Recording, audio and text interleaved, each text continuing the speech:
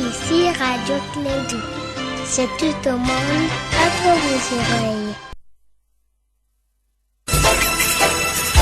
Radio Clédou, le journal avec Sotelma Malitel.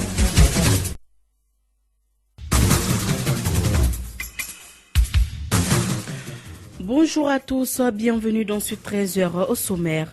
Les travaux de la conférence d'attente nationale sont toujours en cours au Palais de la Culture Amadou Hampâté-Bâ. La journée d'hier a été marquée par la participation de l'ex-rébellion aux travaux. L'ONG Horizon Vert donne le sourire à plus de 600 enfants maliens touchés par la fente palatine, communément appelée bec de lièvre, qui est une malformation congénitale. Cette ONG assure la prise en charge de ces enfants. On en parle dans ce journal. Bienvenue.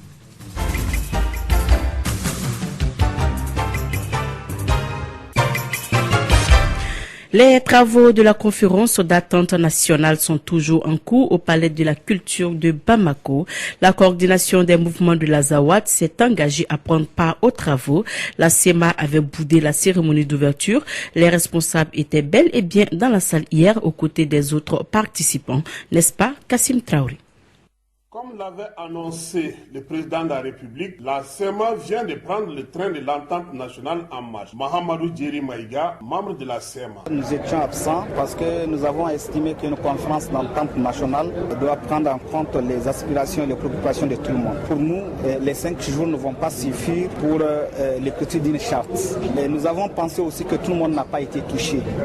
Vu la situation du terrain, nous aimerions quand même que l'ouverture se fasse parce que le président de la République tient à ce que ça soit dans le mois de mars. La SEMA prend sa place parce qu'elle est rassurée par le discours du président Ibeka. Nous nous sommes dit que le président de la République, il est le garant, il est le père de la nation. Il n'y a pas quelqu'un qui veut la destruction pour sa famille. Notre préoccupation a été prise en compte parce que là, le président de la République saura faire en sorte que tous les Maliens puissent se retrouver autour de la situation avant l'écriture de la charte. Et c'est ce qui a fait que nous nous sommes dit que nous n'avons aucune raison maintenant de rester à l'écart. En décidant de participer, les ex-rebelles ont des points à défendre lors des débats. Nous voulons que la question de gouvernance soit retouchée. Nous voulions que nous réfléchissions sur comment sécuriser ce pays. Nous voulons réfléchir sur comment faire en sorte que plus jamais il n'y ait une rébellion. On revient encore à reprendre les armes pour détruire, pour faire en sorte que l'opposition, les syndicats, tout le monde, tous les Maliens puissent se retrouver pour que cette charte-là soit une réalité. Le comité préparatoire est parvenu à embarquer la SEMA dans le train. Nous devons tous nous donner la main pour qu'en fait ce Mali-là existe. C'est l'unité qu'on cherche, c'est la paix qu'on cherche, c'est la consolidation de la paix qu'on cherche. C'est l'unité du pays qu'on cherche. Alors rien n'est de trop. La coordination composée du HCIA, MAA et MLLA vient aussi défendre le mot Azawad. La SEMA est prête à défendre, mais la SEMA n'est pas figée. Pour même qu'on puisse accepter les gens de la SEMA et que les gens de la SEMA puissent accepter d'autres, il faut nous donner la parole. Il faut nous comprendre. Qu'est-ce que vous avez derrière vos têtes? Et l'Azawad c'est où? Quelle est la matière historique de cet Azawad? On s'explique, d'autres vont s'expliquer. Et vous qui dites que l'Azawad n'est pas, pourquoi vous le dites? C'est un consensus. Après on va rire, on va se taper la main. Voilà ce sur quoi on est tombé d'accord. Il reste l'opposition et les syndicats. Parviendra-t-elle à les faire embarquer avant la gare finale? Wait and see. Les femmes de la SEMA prennent également part à la conférence d'attente nationale. Elles souhaitent la paix définitive. Ben Alfousseni Bouchara. Les attentes de la SEMA, c'est que l'accord soit appliqué. Si je dis l'accord soit appliqué, il faut que ça soit appliqué par lettre. C'est tout ce que nous demandons aujourd'hui. Voilà. Si vous nous voyez aujourd'hui ici dans la salle, c'est parce que nous cherchons la paix. Parce que hier, nous, on n'avait pas participé parce que c'était une malcompréhension. Et par la déclaration du président hier dans la salle, il a pris nos doléances en compte. Donc je pense qu'avec ça, nous pouvons aller de l'avant pour la paix. Et au niveau de la SEMA, tout le monde est là et tout le monde attend une paix définitive et qui va rassurer à tout le monde que vraiment on a pris l'engagement aujourd'hui de venir pour qu'il y ait vraiment la paix définitive au Mali aujourd'hui. Ce que j'attends de cette conférence, je pense que les gens vont s'en. C'est que je souhaite moi-même en personne que vraiment que les gens s'entendent très bien. Il faut qu'on sorte ici avec vraiment une satisfaction. Voilà, c'était donc la Benna Al-Fousseni Bouchara, femme de la SEMA. Si les ex-rebelles de la coordination des mouvements de l'Azawad SEMA ont finalement accepté de participer à cette conférence, il reste pourtant une frange importante de la population qui n'est pas représentée. Ce sont les réfugiés. Ils sont des dizaines de milliers à avoir fui les violences dans le nord du pays et leur voix ne suffira pas à entendre directement pendant les négociations. Selon le porte-parole des réfugiés maliens au Burkina Faso, cette conférence ne débouchera sur rien de solide sans l'apport de ceux qui ont fui le pays. Sidi Agbaï affirme par ailleurs qu'au moins 20 000 Maliens sont réfugiés seulement au Burkina Faso. Ces résultats. Également, l'opposition malienne a réagi face aux propos du président Ibrahim Boubacar Keïta lors de l'ouverture de la conférence d'attente nationale. Le président malien, dans son discours, a traité les absents d'être désormais indignes de la garde de vieille mère, c'est-à-dire le Mali. Le conseiller technique chargé de la communication au cabinet du chef de file, Noum Togo, n'a pas porté de gants. Selon lui, Ibrahim Boubacar Keïta est mal placé pour juger l'opposition, que je cite, « Je ne perdrai pas mon temps pour répondre à des gens qui ont la double nationalité. Je laisse le soin aux Maliens de décider qui doit désormais garder la vieille mère ». Fin de citation. Quant aux raisons de la non-participation de l'opposition à cette conférence d'attente nationale, le porte-parole du chef de file de l'opposition dira que les réserves formulées pour l'opposition ont été méprisées par les organisateurs de la conférence.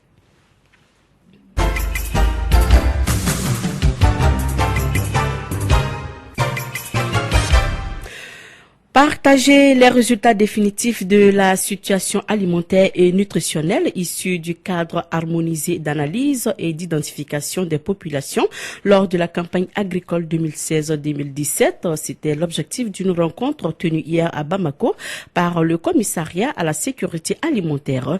Une activité qui intervient avant la finalisation du plan de réponse d'urgence 2017. Les autorités maliennes se disent confiantes. Écoutons Mambi Koulibaly, il est coordinateur national du système d'alerte précoce. Il est au micro de Mahamadou Kane.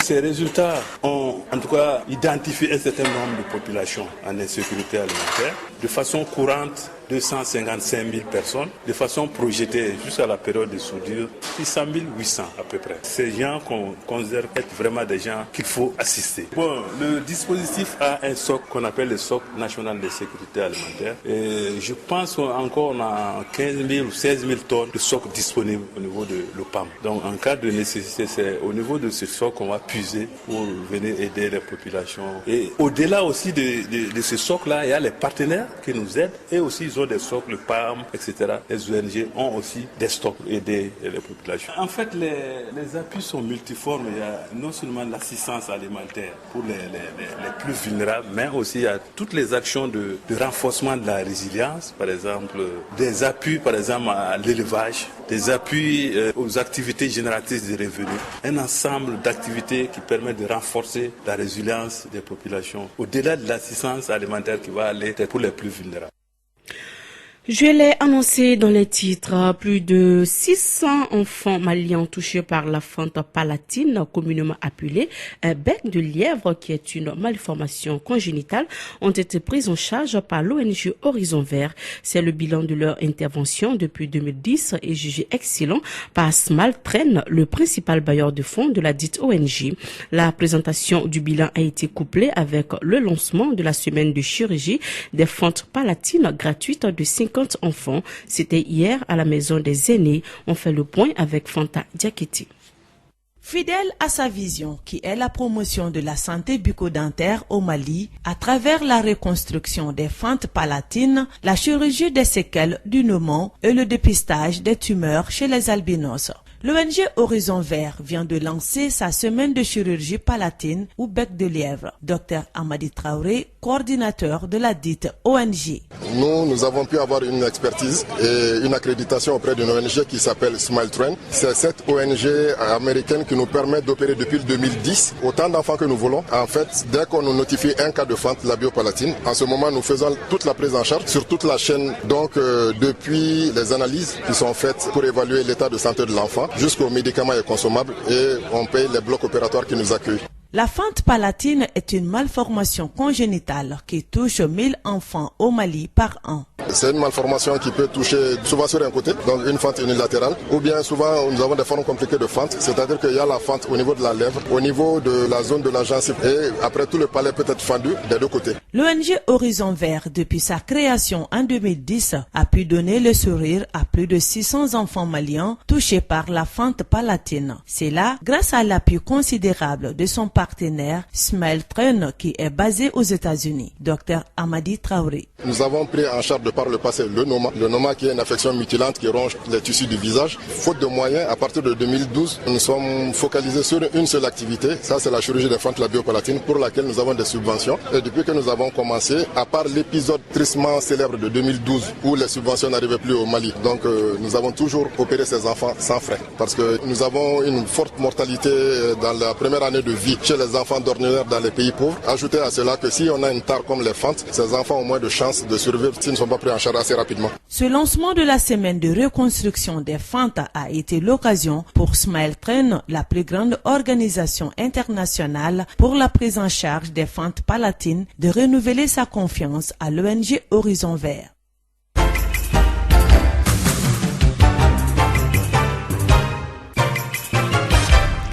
Direction à Abidjan où la cour d'assises a acquitté hier l'ex-première dame de Côte d'Ivoire Simone Gbagbo.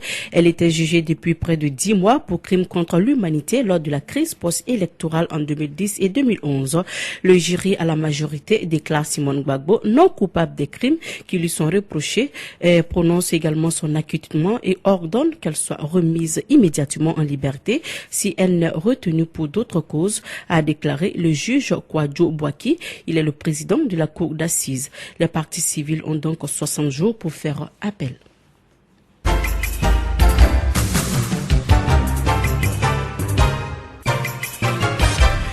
Il est 13h12 dans notre studio. C'est la fin de cette édition. Le rappel des titres. Les travaux de la conférence d'attente nationale sont toujours en cours. La journée d'hier a été marquée par la participation de l'ex-rébellion aux travaux. L'ONG Horizon Vert donne le sourire à plus de 600 enfants maliens touchés par la fente palatine, communément appelée bec de lièvre, qui est une malformation congénitale. Cette ONG assure la prise en charge de ces enfants. Voilà, c'est donc tout ce qu'on pouvait retenir pour cette édition. Merci de votre fidélité. Présentation Mariam Kouyaté, la partie technique Fatou Fall. Dans un instant, votre émission sportive.